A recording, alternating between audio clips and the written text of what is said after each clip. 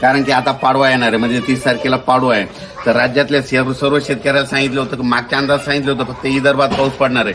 पण आता ह्या म्हणजे पाडवापर्यंत तुम्ही काय करा, तुमचे गहू हरभरा काढून घ्या. कारण की पाडव्याच्या नंतर म्हणजे 1 एप्रिल 2-3च्या दरम्यान राज्यात कोकणपट्टी, पश्चिम महाराष्ट्र, उत्तर महाराष्ट्र, मराठवाड्या या भागामध्ये पावसाची शक्यता आहे. म्हणून हा अंदाज पूर्वकल्पना म्हणून देतं. कारण की शेतकऱ्याचे कांदे काढणं चालू आहे, काही जणांचे हळद काढणे चालू आहे, काही जणांचे हरभरे काढणे चालू आहे, काही जणांचे ज्वारी काढणे चालू आहे. म्हणून ज्या शेतकऱ्याचं आलेलं असेल तर तुम्ही काय करा, पाडव्यापर्यंत तुम्ही काढून घ्या.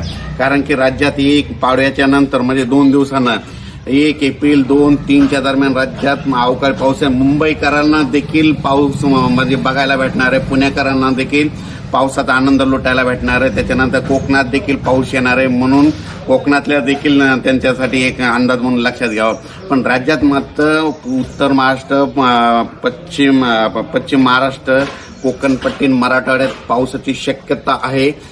म्हणजे पाडव्याच्या नंतर येणार आहे. म्हणून तुम्ही हा अंदाज लक्षात घेता.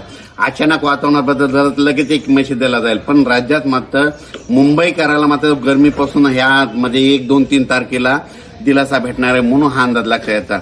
अचानक वातावरणाबद्दल झाला तर परत आणखीन एक मेसेज देणार आहे. पण राज्यात मात्र बरेचसे वीट भट्टीवाले आहेत, पुन्हा कांदावाले आहेत, कांदा काढणं चालू आहे, हळद काढणं चालू आहे. त्या सर्वांना परत सांगतो की तुम्ही काय करा, 30 तारखेपर्यंत तुम्ही कांदे काढून झाकून ठेवा.